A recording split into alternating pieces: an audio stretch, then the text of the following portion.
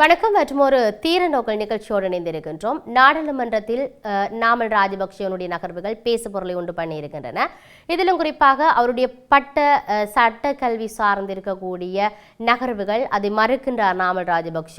21ஆம் தேதி என்னவாறான தீர்மானம் நடக்கப் போகிறது, கைது செய்யப்படுவாரா நாமல் ராஜபக்ஷ என்ற மிகப்பெரிய கேள்விகள் இருக்கிறது. நாடாளுமன்ற உறுப்பினர் நாமல் ராஜபக்ஷ தொடர்பில் வெளியாகிய செய்திகள் மிகப்பெரிய பேசு பொருளை இன்றைய தினமும் கொண்டு வந்திருக்கிறது. அதாவது நாமலுடைய சட்டத்துறை சார்ந்து இருக்கக்கூடிய விவகாரங்கள் போலியானவை என்று தெரிவிக்கப்பட்டிருக்கிறது. நாமல் ராஜபக்சவின் சட்டக்கல்லூரி கோப்புல பட்டப்படிப்பு சான்றிதழ் இல்லை என்ற தகவலை நாடாளுமன்ற பேச்சாளர் நலிந்த ஜெயதிச வெளிப்படுத்தியிருந்தார். நாமல் ராஜபக்சவின் சட்டமானி பட்டம் போலியானது என்பதை அம்பலப்படுத்தியிருந்தார். லண்டன் பல்கலைக்கழகத்திலிருந்து பெறப்பட்ட சான்றிதழை முதுகலை பட்டத்துக்கு பதிவு செய்வதற்காக ஸ்ரீ ஜெயவர்தனபுர பல்கலைக்கழகத்தில் நாமல் சமர்ப்பித்திருக்கிறார். அதில் 2009 செப்டம்பர் 15ஆம் தேதியன்று வழங்கப்பட்ட சட்டக்கல்விக்கான சான்றிதழில் 54 நாட்களுக்கு முன்னர் பதவி விலகிய துணைவேந்தர் கையொப்பமிட்டிருக்கிறார் என்று சொல்லப்பட்டிருக்கின்றது. ஆகவே இதுதான் இப்பொழுது பேசு பொருள். தனது பட்டப்படிப்பு தொடர்பாக வெளியாகின்ற செய்திகள் உண்மைக்கு புறம்பானவை என நாடாளுமன்ற உறுப்பினர் நாமல் ராஜபக்ஷ சொல்லி இருக்கின்றார். ஊடகவியலாளர்கள் எழுப்பிய கேள்விகளுக்கு அவர் பதிலளிக்கின்ற பொழுது இந்த விடயத்தை தெரிவித்திருக்கிறார். இந்த விவகாரம் தொடர்பாக தற்போதைய அரசாங்கம் ஆட்சிக்கு வந்தவுடன் நீதிமன்றத்தில் சமர்ப்பித்த அறிக்கை மூலம் மேற்கொள்ளப்படுகின்ற விசாரணையின் முடிவுகள் இதுவரை வெளியிடப்படாத நிலையில் இவ்வாறான அவதூறுகளுக்குரிய பதில்களை 21ஆம் தேதி நுகேகொட பேரணியில் நாடு முழுவதும் காண முடியும் என நாமல் ராஜபக்ஷ சொல்லி இருக்கிறார். நாடாளுமன்ற உறுப்பினர் நாமல் ராஜபக்சவின் சட்டக்கல்வி தொடர்பில் இணையதளங்களில் வெளியாகி இருக்கின்ற கடிதங்கள் தொடர்பில் அமைச்சர் நலிந்த ஜெயதிச நாடாளுமன்றத்தில் கேள்விகளை வெளிப்படுத்தியிருந்தார், கேள்விகளை கேட்டிருந்தார். நாமல் ராஜபக்சவின் சட்டக்கல்வியை இங்கிலாந்தில் தொடர்ந்த விதம், சட்டக்கல்விக்கான சான்றிதழ் மற்றும் சட்டக்கல்லூரிகளுக்கு உட்பிரவேசித்தமை தொடர்பில் இணையதளங்களில் பல கடிதங்கள் வெளியாகியமை குறித்து அமைச்சர் கருத்து தெரிவித்திருந்தார். ஊடகவியலாளர்கள் நிர்மலா கண்ணங்கரா என்பவரால் இந்த தகவல் வெளியிடப்பட்டதாக சொல்லப்படுகிறது. நாமல் ராஜபக்ஷ கற்றதாக குறிப்பிடப்படுகின்ற சிட்டி யூனிவர்சிட்டி ஆஃப் லண்டனில் பெறப்பட்ட சான்றிதழ் கொழும்பு பல்கலைக்கழகத்தில் சமர்ப்பிக்கப்பட்டதாகவும் அது 2009ஆம் ஆண்டு செப்டம்பர் 15ஆம் தேதி திகதியிடப்பட்டு வழங்கப்பட்டதாகவும் சொல்லப்படுகிறது. எனினும் சான்றிதழில் கையெழுத்திட்டுள்ள உபவேந்தர் ஜூலை 23ஆம் தேதி ராஜினாமா செய்ததாக தகவல் வெளியாகி இருக்குது.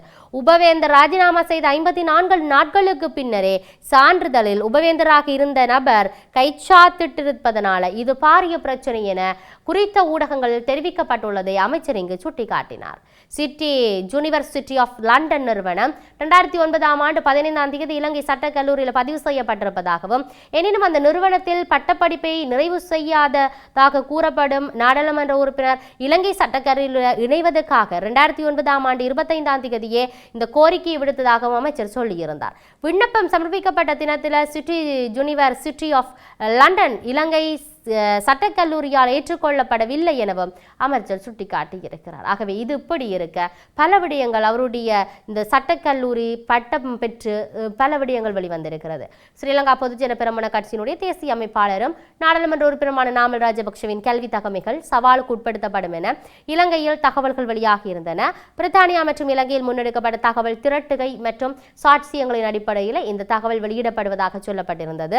கடந்த 2009ஆம் ஆண்டு நாமல் ராஜபக்ஷ சட்டக்கல்லூரிக்கு தேவையான நுழைவு அனுமதியை பெற்றிருக்காத நிலையில் சட்டக்கல்லூரியில் அனுமதி வழங்கப்பட்டுள்ளதாக சுட்டிக்காட்டுகின்றார்கள். இந்த சம்பவம் தொடர்பில் 16 ஆண்டுகளுக்கு பின்னர் குறித்த சர்ச்சைக்குரிய தகவல் வெளியிடப்பட்டிருக்குது. நாமல் ராஜபக்ஷ பிரித்தானியாவின் நகர பல்கலைக்கழகத்தில் தன்னுடைய பட்டக்கல்வியை பூர்த்தி செய்திருக்கிறார். எனினும் இந்த பட்டக்கற்கை நெறியில் நாமல் ராஜபக்ஷவின் அனுமதிக்கு போதுமான தகுதியை பெற்றுக் கொண்டிருக்கவில்லை என்று சொல்லப்படுகிறது. சம்பந்தப்பட்ட பட்டம் தொடர்பில் பல்வேறு முரண்நிலைகள் காணப்படுவதாக சொல்லுகிறார்கள். இலங்கையில் சட்ட தரணியாக உருவாக்குவதற்கு கற்க வேண்டிய ஒரே இடமாக சட்டக்கல்லூரி இருக்குது. இந்த கற்கை நெறிக்கான அனுமதியே மிகவும் கடினமான ஒன்று என்று சுட்டிக்காட்டுகிறார்கள். ஆயிரக்கணக்கானவர்கள் நுழைவு அனுமதிக்காக அனுமதி பரீட்சையில் தோற்றி ஒரு சில பேர் அனுமதி பெற்றுக் கொள்கிறார்கள். இருப்பினும் கடந்த காலங்களில் நாமல் ராஜபக்ஷ தனது சட்டக்கல்லூரி பரீட்சையை தனி அறையில் இருந்து எழுதினார் என்று ஒரு குற்றச்சாட்டு இருக்குது. இவ்வாறானது ஒரு பின்னணியில் அண்மையில் வெளியிடப்பட்டுள்ள தகவல்களின் அடிப்படையில் நாமல் ராஜபக்ஷ சட்டக்கல்லூரிக்கான நுழைவு அனுமதியை பெற்றிருக்கவில்லை என்ற குற்றம் இப்பொழுது சுமத்தப்பட்டிருக்கிறது. நாமல் ராஜபக்ஷ இந்த விடயத்தை எதிர்க்கின்றார். இதிலும் குறிப்பாக சொல்லப்படுகிறது 21ஆம் தேதி நுகேகொடையில் நடக்க போற விடயத்தில் அந்த பேரணியில நான் வெளிப்படுத்துவேன் என்று இருக்கிறார். இப்ப இவர் கைது செய்யப்படுவாரா இல்லையா என்ற இன்னொரு கேள்வி இருக்கிறது. குற்றம் நிரூபணமானால் கைது செய்யப்பட வேண்டும், கௌரவத்துக்கு இலக்கம் விளைவிக்கப்பட்டிருக்கிறது என்கின்ற விடயத்தை அமைச்சர் அங்கு நாடாளுமன்றத்தில் சுட்டிக்காட்டி இருக்கிறார். ஆகவே இப்படி பல நகர்வுகள் இருந்தாலும் இந்த நுகேகொடை பேரணி சார்ந்தும் பார்க்க வேண்டிய தேவை இருக்கிறது. நாட்டில் மழை பெய்தான 21ஆம் தேதி ஊரடங்கு சட்டம் போட்டால் என்ன, 21ஆம் தேதி மாலை நுகேகொடையில மாபெரும் பேரணி நடைபெறும் என்ற விடயத்தை பிவத்துருகேல உரிமையனுடைய தலைவர் உதயகாமன் பில சொல்லி இருப்பதை நாங்கள் பார்க்கக்கூடியதாக இருக்கிறது. ஆகவே திருகோணமலை புத்தர் சிலையுடன் நடந்த சம்பவம் 21ஆம் தேதி பேரணியை வெற்றிகரமாக்குவதற்காக நாங்கள் செய்த சூழ்ச்சி என்று ஜனாதிபதி உட்பட அரசாங்கத்தில் இருக்கிற சக்தி வாய்ந்த நபர்கள் கூறுகிறார்கள். பிக்குகளுடன் கலந்துரையாடலுக்கு சென்று அவர்களை துன்புறுத்துமாறு SSPயிடம் தாங்கள் சொன்னோமா, வேலியை வெட்டி பிக்குகளை தாக்கி புத்தர் சிலையை கடத்துமாறு காவல்துறையினருக்கு அறிவுறுத்தினோமா, தெஹிவளை மாநகர சபையில் உள்ள புத்தர் சிலையை அகற்றுமாறு நாங்கள் அறிவுறுத்தினோமா, பிரதேச சபைகளில் தவம் செய்வதை நாங்கள் தடை செய்தோமா என்கின்ற கேள்விகளை தொடுத்திருக்கிறார் உதயகாமன் பில். அதை இந்த ஆண்டு கன்னியாஸ்திரியை சபித்த அகஸ்தியன் எங்கள் கட்சியைச் சேர்ந்தவரா, சிலை வழிபாடு பழங்குடி மரம் என்று கூறிய விமல் ரத்நாயக் எங்கள் கட்சியைச் சேர்ந்தவரா, போ மரம் என்ற பயனற்ற மரம் என்று கூறிய நளின் கேவகே எங்கள் கட்சியைச் சேர்ந்தவரா, தேவதத்தனின் ஆலோசனையின் பேரில் செயற்பட்ட மன்னர் அஜசத்த கூட புத்தரை கைது செய்ய முயற்சிக்கவில்லை.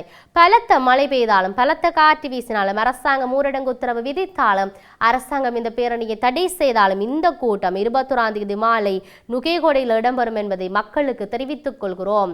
தேசிய மக்கள் சக்தி தேசிய போதைப்பொருள் சக்தியாக மாறிவிட்டது. எனவே போதைப்பொருள் கடத்தல்காரர்களை வெளியேறச் சொல்ல அரசாங்கம் விரும்பினால் பொதுமக்களுக்காக அந்த பேரணியை நடத்துவதற்கு பதிலாக அது செய்ய வேண்டியது தேசிய மக்கள் சக்தியின் பொது மாநாட்டை நடத்தி அதன் கட்சி உறுப்பினர்கள் வெளியேறிவிட்டதாக பொதுமக்களுக்கு தெரிவிப்பதும் என தெரிவித்திருக்கின்றார்.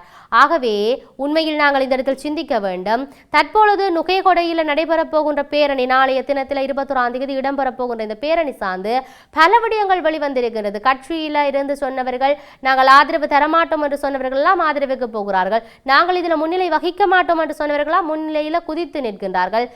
முன்னாள் ஜனாதிபதி மஹிந்த ராஜபக்ஷ இதை பற்றி கவனத்திலேயே எடுத்துக்கொள்ளவில்லை. தன்னை பார்க்க வருகின்ற மக்களை தான் சந்திக்க வேண்டும் என்று சொல்லியிருந்தார். இப்பொழுது தான் அந்த இடத்தில் இருப்பேன் என்று சொல்லுகிறார். இதிலும் குறிப்பாக இருக்கக்கூடிய குற்றச்சாட்டுகள் என்னவென்றால் நுகேகொடையில இடம்பெறப் போகின்ற அந்த பேரணிக்கு சாதகமாகத்தான் நாமல் ராஜபக்ஷ சார்ந்தான பல நகர்வுகள் இருக்கின்ற பொழுதிலும் ஸ்ரீலங்கா பொதுஜன பெரமுன கட்சியானது புத்தர் சிலை விவகாரத்தை கையில் எடுத்தது, இனவாதத்தை தூண்டுது, மதவாதத்தை தூண்டுது என்ற நகர்வுகள் வந்து கொண்டிருந்தது. இப்பொழுது நாமல் ராஜபக்ஷ மீதான குற்றச்சாட்டு முன்வைக்கப்பட்டிருக்கிறது.